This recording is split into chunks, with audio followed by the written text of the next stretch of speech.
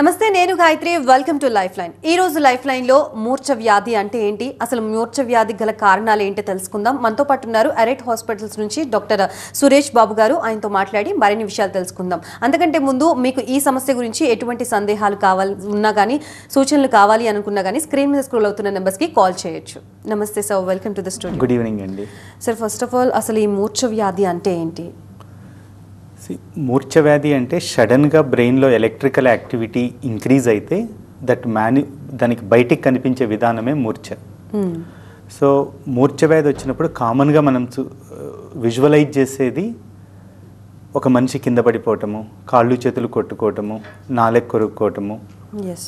ఇది మనం కామన్గా విజువలైజ్ చేసే మూర్ఛ లక్షణం. బట్ ఇది ఇప్పుడు ఎలక్ట్రికల్ యాక్టివిటీ, బ్రెయిన్ అనేది చాలా బిగ్ స్పేస్. వచ్చే ఎలక్ట్రికల్ యాక్టివిటీ దాంట్లో ఏ పార్ట్ నుంచి అయినా కానీ రావచ్చు. ఏ భాగం నుంచి ఎలక్ట్రికల్ యాక్టివిటీ వస్తుంది అనే దాన్ని బట్టి మనకి మూర్ఛ వచ్చే విధానం ఆధారపడి ఉంటుంది. సేమ్ ఎలక్ట్రికల్ యాక్టివిటీ బ్రెయిన్ మొత్తం స్ప్రెడ్ అయిందనుకోండి, ఇప్పుడు మనం ఒక మనిషి కింద పడి కాళ్ళు చేతులు కొట్టుకోవటం అది చూస్తాం. ఒకవేళ ఆ వచ్చిన ఎలక్ట్రికల్ యాక్టివిటీ ఒకటే ఏరియాలో కన్ఫైన్ అయి ఉందనుకోండి, అప్పుడు వచ్చే లక్షణాలు డిఫరెంట్గా ఉంటాయి. ఫర్ ఎగ్జాంపుల్, టెంపోరల్ లోబ్ అనేది ఒక పార్ట్ బ్రెయిన్లో. ఇప్పుడు దాని దగ్గర నుంచి కనుక ఫిట్స్ వస్తే మనిషి సైలెంట్ అయిపోతాడు, జస్ట్ ఇట్లా స్టేర్గా చూస్తూ. కొంచెం లిప్ మూమెంట్స్ ఉంటాయి, చప్పరిస్తున్నట్టు, కొంచెం స్వాలో చేస్తారు, ఇట్లా ఉంటారు. మనం ఏదైనా మాట్లాడుతున్నా కానీ వింటున్నట్టే ఉంటారు, కానీ they will not give the response. ఆ టైంలో పర్పస్లెస్ మూమెంట్స్ చేస్తారు, అంటే ఒక చేతితోటి ఇట్లా ఇట్లా సర్దుకోవటము, లేకపోతే ఇట్లా జస్ట్ ఏదో వర్క్ చేస్తున్నట్టు అనిపిస్తుంది, కానీ దానికి పర్పస్ ఉండదన్నమాట. సో ఇది కూడా ఒక రకమైన ఫిట్స్. అది టెంపోరల్ లోబ్ అనే దాని నుంచి వస్తాయి. ఒకవేళ మనకి బ్రెయిన్లో ఇంకొక పార్ట్ ఉంటుంది, ఫ్రాంటల్ లోబ్ అని. దాంట్లో వచ్చినప్పుడు చూస్తే ఏమిటంటే సడన్గా మోస్ట్ ఆఫ్ ద టైం అవి నిదట్లో వస్తాయి. నిదట్లో కాళ్ళు చేతులు ఇర్రెగ్యులర్గా మూవ్ చేస్తారు, అటు ఇటు కదులుతూ ఉంటారు. లేదా సడన్గా లేచి ఒక 2-3 మినిట్స్ అటు ఇటు తిరిగి మళ్ళీ పడుకుంటారు. అది ఓన్లీ వెరీ బ్రీఫ్ ఉంటుంది అనమాట, అంటే ఒక 15 సెకండ్స్ 20 సెకండ్స్ అలా ఉంటుంది. అదే ఒకవేళ ఆసిపిటల్ లోబ్ నుంచి వచ్చిందనుకోండి, సడన్గా విజన్లో చేంజ్ రావటం, లేదా బ్లర్గా కనిపించటం, లేకపోతే కలర్ఫుల్ ఆబ్జెక్ట్స్ కనిపించటము, ఇవి వస్తూ they will not respond to మనం ఆ టైంలో నీ పేరేంటని అడిగినా, లేకపోతే నువ్వు ఎక్కడి నుంచి, సింపుల్ థింగ్స్ కూడా they will not answer. So మూర్ఛ అనేది it is a sudden electrical activity in the brain. అది వచ్చిన ఒక పార్ట్లోనే కన్ఫైన్ అయి ఉంటే మనకి మనిషి కాన్షియస్గా ఉన్నట్టు అనిపించినా కానీ దే విల్ నాట్ రెస్పాండ్. అదే ఎలక్ట్రికల్ యాక్టివిటీ బ్రెయిన్ మొత్తానికి స్ప్రెడ్ అయితే మనం చూసేది, ఎక్కువసార్లు విజువలైజ్ చేసేది కింద పడి కాళ్ళు చేతులు కొట్టుకోవటము, నాలుక కట్ చేసుకోవటము, ఇవి ఉంటాయి. అండ్ ఇన్ జనరల్గా మనం చూస్తే ఇలా మూర్ఛ వచ్చినప్పుడు అరచేతిలో ఇనుప వస్తువు ఏదో ఒకటి పెడుతూ ఉంటారు. నిజంగా దానివల్ల రిలాక్సేషన్ ఉంటుందా, అది తగ్గుతుందా? సో దానివల్ల తగ్గట్టు మామూలుగా డ్యూరేషన్ ఆఫ్ ద ఫిట్ వచ్చేసి ఉండేది మ్యాక్సిమం ఒక 1 to 3 మినిట్స్ ఉంటుంది. సో బియాండ్ 3 మినిట్స్ ఫిట్ అనేది ఉండదు.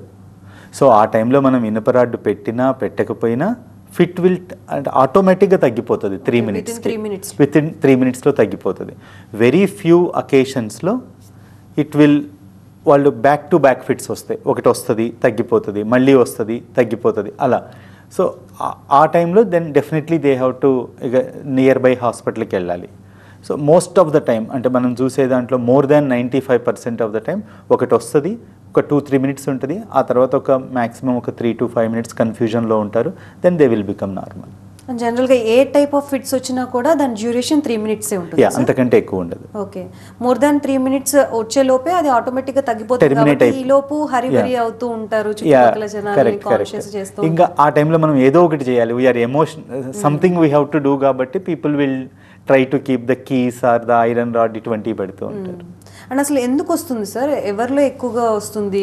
ఏవైనా డెఫిషియన్సీ లోపం వల్ల, లేకపోతే ఎందుకని? అంటే there are epilepsy itself is a very big thing. అంటే ఫండమెంటల్ థింగ్ ఏంటి అంటే change in the electrical activity. అంటే sudden rise in electrical activity is the reason for fit. For example, మనం కామన్గా చూసేవి లో గ్లూకోజ్ అవుతుంది, ఫిట్ వస్తుంది. లేకపోతే సోడియం లెవెల్స్ తగ్గిపోతాయి మనం వాడే మెడిసిన్స్ వల్ల కానీ, లేకపోతే డీహైడ్రేషన్ వల్ల కానీ, వీటి వల్ల, దానివల్ల ఫిట్స్ వస్తాయి. So anything which changes the electrical activity of the brain. లేదా కొంతమందికి బ్రెయిన్లో టీబీ ఇన్ఫెక్షన్ వస్తుంది, ఆ ఇన్ఫెక్షన్ వల్ల ఎలక్ట్రికల్ యాక్టివిటీ చేంజ్ అయ్యి ఫిట్ వస్తుంది. లేకపోతే మనకి కామన్గా మన ఏరియాలో ఎండమిక్గా ఉండేది because of the hygiene conditions కానీ ఇవి న్యూరోసిస్టిసర్కోసిస్ అంటాం. అంటే హైజీన్ సరిగ్గా లేకపోవటం వల్ల మనకి తీసుకున్నప్పుడు ఆ సిస్టిసర్కోసిస్ అనే ఒక పారాసైట్ బ్రెయిన్లోకి పోయి చనిపోతుంది. సో అక్కడి నుంచి మనకి ఫిట్స్ వస్తాయి. లేదా కొంతమందికి రోడ్ ట్రాఫిక్ యాక్సిడెంట్ అవుతుంది కామన్గా.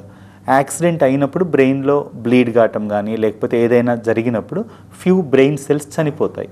సో చనిపోయిన బ్రెయిన్ సెల్స్ ఏమవుతాయి, అక్కడ స్కార్ ఫామ్ అవుతుంది. సో ఆ స్కార్ నుంచి ఫిట్స్ వస్తాయి. So there are a different reasons for the fits.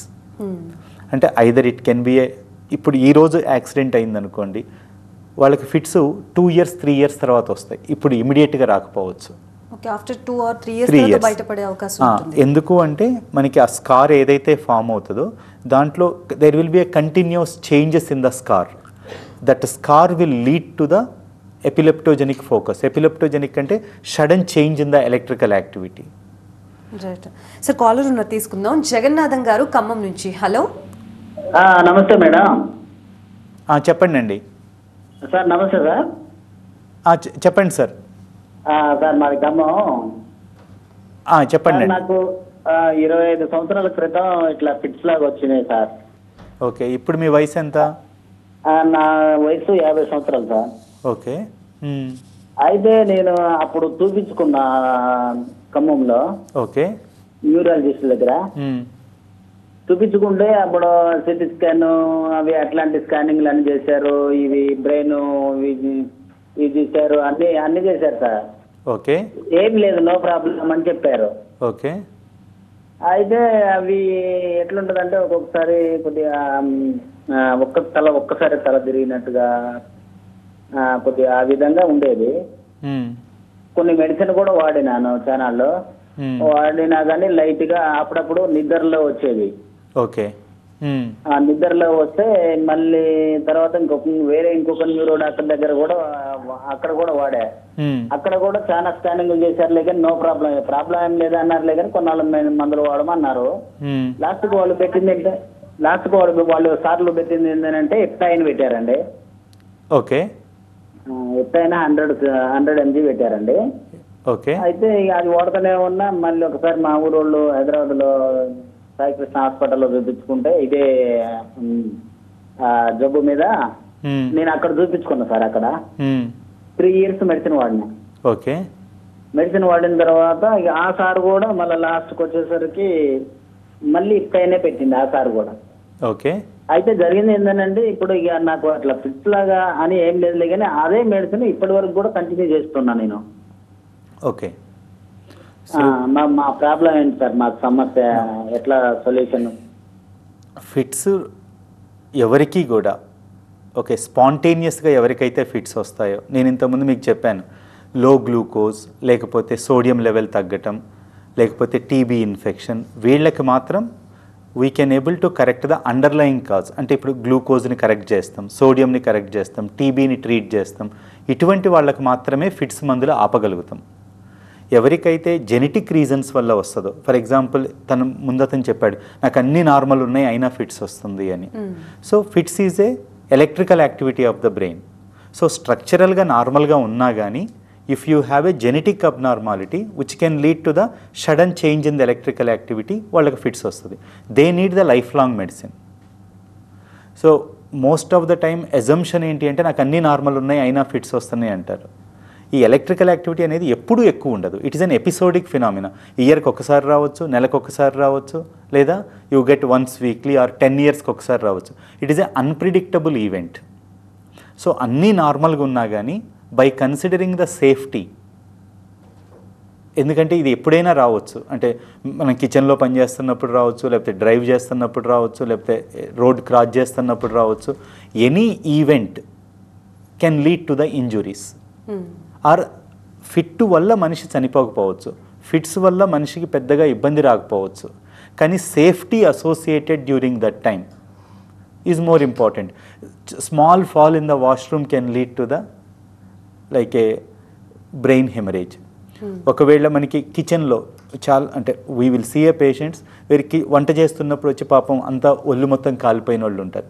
So that may be a one time in a life, but that is going to be a major. So అటువంటి వాళ్ళకి whenever we feel that correctable cause లేదు అనుకుంటామో they need the lifelong medicine. So ఇంతకుముందు తను మాట్లాడిన దాన్ని బట్టి చూస్తే కూడా he need the lifelong medicine. అంటే there is no cure, because మనకున్న మెడిసిన్స్ మొత్తం కూడా they are not for the cure, they are only to control. It is like a wearing a helmet. You wear the helmet, only the day you wear the helmet, you will be protected. The day you don't have a helmet, you are not protected. So the medicines you are taking for the epilepsy are the day-to-day basis. The day you take, you are benefited. For example, if you have a helmet, still there is a chance that you can have an accident, but the injuries will be less. Okay. So by taking the medicine, మనం severity of the ప్రాబ్లమ్ని minimise చేయొచ్చు. It is not like a 100% we protect it. Yeah sir, మీరు అన్నారు ఇందాక life long medicine use చేయాల్సి ఉంటుంది అని caller అడిగిన దానికి. కానీ ఇలా లైఫ్ లాంగ్ మెడిసిన్ యూస్ చేయడం వల్ల ఏమైనా సైడ్ ఎఫెక్ట్స్ వచ్చే అవకాశం ఉంటుందా? Yeah, every drug has a side effect, but not that every individual will get the side effects. So these are all the well studied medicines for a decades. So whatever we are using now for the epilepsy was there for the last 100 years. So we know the safety of the medications. At the same time, we also know what side effects it can cause. So when they come, వాళ్ళు periodic చెకప్కి వచ్చినప్పుడు once నార్మల్గా drug sensitive epilepsy అంటాం. ఎవరికైతే fits కంప్లీట్గా కంట్రోల్లో ఉంటాయో we will ask them to come for the follow up once in a year. వచ్చినప్పుడు we will check for the side effects related to the drugs. వాళ్ళు ఏమైనా సైడ్ ఎఫెక్ట్స్ ఉన్నాయి అంటే we will correct those side effects and we will change the medication. But the safety of the medicines is very well known and normally most of the people will well tolerate the medicines. And fits అనేది it's unpredictable అంటున్నారు. And ఆ person అలా చూస్తూ ఉండగా remaining కుటుంబ సభ్యులు కూడా చాలా హడావిడి పడుతూ ఉంటారు. సో అటువంటి టైంలో ఏమైనా చిన్న టిప్స్ లాంటివి, ప్రికాషన్స్ కానీ ఎటువంటి తీసుకోవాలంటారు? First we should protect the అంటే ఎవరికైతే ఫిట్ వస్తుందో వాళ్ళని ప్రొటెక్ట్ చేయటం ప్రైమరీ ఆబ్జెక్టివ్ మనకి. అంటే చేతిలో కీస్ పెట్టడము వీటన్నిటికంటే కూడా తనని ప్రొటెక్ట్ చేయటం is the most important thing. ఆ వచ్చినప్పుడు ఏం చేయాలి అంటే తన చుట్టూ ఏ షార్ప్ ఆబ్జెక్ట్స్ లేకుండా ఉండటము, తనని ఒక ప్లేస్లో ఏ ప్లేస్ అయితే ఉందో అక్కడ పడుకోబెట్టి వన్ సైడ్కి either right side or left side turn అయ్యే పడుకోబెట్టి కాళ్ళు చేతులు కనుక కొట్టుకుంటూ ఉంటుంటే వాటిని మనం గట్టిగా అదిమి పట్టకుండా ఫ్రీగా అట్లా కొట్టుకొనివ్వాలి. So that we can minimize the injuries. ఇంకా కొంతమంది ఏం చేస్తుంటారు, నోట్లో స్పూన్ పెడతా ఉంటారు. సో దానివల్ల యాక్చువల్లీ వాళ్ళకి బెనిఫిట్ కంటే కూడా they get the injuries to the teeth. Okay. So ఆ టైంలో ఒక సైడ్కి పడుకోబెట్టాలి, చుట్టూ ఉన్న షార్ప్ ఆబ్జెక్ట్స్ని క్లియర్ చేయాలి, ఇంజురీ ఫ్రీ చేయాలి. So because we know that ఒక 1 to 3 minutesలో తగ్గిపోతుంది. Then we can like take him to the nearby hospital or something. అంటే ఏదైనా యాక్టివిటీ చేసేటప్పుడు సడన్గా వస్తూ ఉంటుంది. ఇప్పుడు మీరు అన్నట్టు అన్ప్రెడిక్టబుల్. సో అటువంటి వాళ్ళు కొన్ని యాక్టివిటీస్కి దూరంగా ఉండాలని ఏమైనా ఉంటుందా? See most of the time 6 months కనుక సీజర్స్ కంప్లీట్ కంట్రోల్ ఉంటే we will ask them to resume their regular work. అంటే either it may be a driving or the swimming or the etcetera. So ఎవరికైతే 6 months control ఉండదో then it is a little risky to do a job which can cause the injury. So దీనివల్ల 2 things కదా, ఒకటి self harm and other people also can get affected. If for example a driver get the fit, so other people also can get affected by that one. So at least minimum 6 months seizure free period ఉంటే at least we can allow them to go for the driving. And అసలు దీనికి triggering points ఏముంటాయి, అసలు ఎందుకు వస్తుంది అనే దానికి? No, there is nothing specific triggers. అంటే కొంతమందికి ట్రిగర్స్ ఉండొచ్చు, not the every one. Most of the time it is a spontaneous. Okay. Common triggers అయితే lack of sleep, not taking medicines on time, or exposure to the flickering lights. Sometimes we see DJ lights or something which is flickering and very high intensity lights. Sometimes we will see during the marriages because they use the strong light and the people whoever exposed to that light they can get the fit during that time. And there are a very rare epilepsies, sudden sound ki they get the fit, sudden unexpected sound ki. Sometimes eating epilepsy antam, especially more common in the Karnataka and the surrounding areas. Whenever they are eating the rice, they get the fit. Hot water epilepsy antam, the moment they expose it to the hot water, they get the fit. So not that everyone have a trigger, few are trigger induced, that we can able to figure it out. Then we have to avoid those things. But most of the time we see are the spontaneous one, there is no reason. And coming to ladies, pregnancy టైంలో వాళ్ళకి నిజంగా ఏమైనా ఇబ్బంది కలుగుతుందా fits ఉన్న వాళ్ళకి? Most like there is a well standardized medications. మనం ప్రెగ్నెన్సీకి పోవటానికి ఒక 3 months ముందే we will change the medications which are safe in pregnancy for both mother and child. So we will monitor those levels during the process of pregnancy, and they are well known, they don't cause any side effects. And coming to diagnosing process ఏ విధంగా ఉంటుంది sir ఫిట్స్కి? We divide the epilepsy like there is seizure means one event is called the seizure. So if someone is getting 2 times or 3 times, that is called epilepsy. We divide the epilepsy broadly into 2 varieties, focal and generalized. Generalized means electrical activity in the brain coming from all the points at the same time.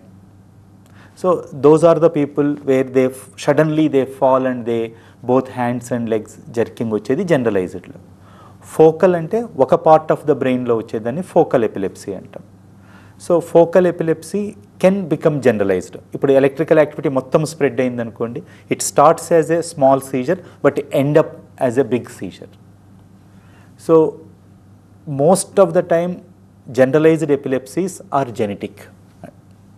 Focal epilepsies are because of the different reasons. Either when we are born there may be some birth defect causing the problem, they are called focal cortical dysplasia, or there may be any developmental abnormality in the brain which is triggering causing the epilepsy, or road traffic accidents, or the tuberculosis infection, or the cysticercosis infection. These are the most common reasons for the focal epilepsies. So like 2 things will help in categorizing somebody with the generalized or the focal. One is based on the clinical history, and the second one is and the EEG we will call EEG and the MRI. Based on these 3 investigations, we can able to put the people into they are generalized epilepsy, they are focal epilepsy. And ఈ problem అనేది surgery దాకా దారి తీసే అవకాశం ఉంటుందా? And సర్జరీని ఎప్పుడు suggest చేస్తూ ఉంటారు? సో నార్మల్గా we divide the epilepsy into 2 varieties, drug sensitive epilepsy, drug refractory epilepsy. Drug sensitive means the moment somebody come to me with the first episode of the seizure, and we know that there is a reason for it and we gave the medicines. Again he came with the second episode of the seizure. Then that shows that my drug has failed. Whenever we see the failure of the drug, means in spite of giving the drugs, if somebody is getting the fits, I know that this person controlling the fits is very difficult. So in those people we will add the second drug. There is a very high chance that he will come up with the fits again after adding the second drug also. So when the 2 drug fails, those are the people we never able to control with the medicines. They are called the drug refractory epilepsy. For those people we will go for the surgical option. But not that everybody are eligible for the surgical option. Even after surgical treatment tarvata kuda vache chance not the everybody is eligible for it. First they have to eligible to the surgery. So once they are eligible for the surgery, then only we will go for the surgery. Here we are doing the surgery not to cure the epilepsy or not to stop the medicine. We are doing the epilepsy because they are getting the fits in spite of giving the medicines. So in those people our aim is at least they should not get the fits while taking the medicine. Okay, that is the first aim. Second is due course of time. If they are not getting the fits for 3 years, 5 years, then maybe we will consider in reducing the dose. But we are not going for the surgery to stop the medicines. Okay. ఈ eligibility criteria అనేది ఎలా చూస్తారు? Yeah, first we should know from the which point of the brain they are coming. For that, we will use the video EEG monitoring. Video EEG means we will admit the person into the video. There is a lab called the video EEG lab where it captures the fit during that time electrical activity simultaneously. So based on the pattern, how it appears visually, and based on the electrical activity what we got from the brain during that time, we assumed that okay, it is coming from one X point. Okay, and then we will do the MRI. We expect that MRI also should show the abnormality in that X point, and we will do the PET CT brain to reconfirm that the problem is only at the X. So means 3 investigations should be concordant, means they should show that problem is coming from the only single point. Those are eligible for the surgery, but that single point should be away from the eloquent area, means removal of that area should not cause any trouble to the patient, means like they should not lose the power on the one side, they should not lose the speech, they should not lose the memory, or they should not lose the vision. So that area should be away from the important functions of the brain. Those are the people who are eligible for the surgery. Right. ఈ సమస్యల కోసం అరెట్ హాస్పిటల్స్లో ఎటువంటి advanced technology use చేస్తున్నారు equipments గురించి? Like whatever I explained, we have video EEG, we have MRI and PET scan and these things. These are called the level 1 investigations. But there are people after the level 1 investigations, we may not be in a clear state of mind that okay, they are coming from only X point. Okay. In those people, we will go for the level 2 investigations, that is called the stereo EEG. Means we will put the electrodes into the brain and we will record the seizures. Right. So they give the real-time information. Yes, thank you so much, Dr. Suresh Babu garu, for being here and explaining about all these things. Once again, thank you so much. Thank you, ma'am. So చూసారు కదా, ఇది ఇవాల్టి life line. మరొక life line లో మళ్ళీ కలుద్దాం. అప్పటి వరకు చూస్తూనే ఉండండి TV9.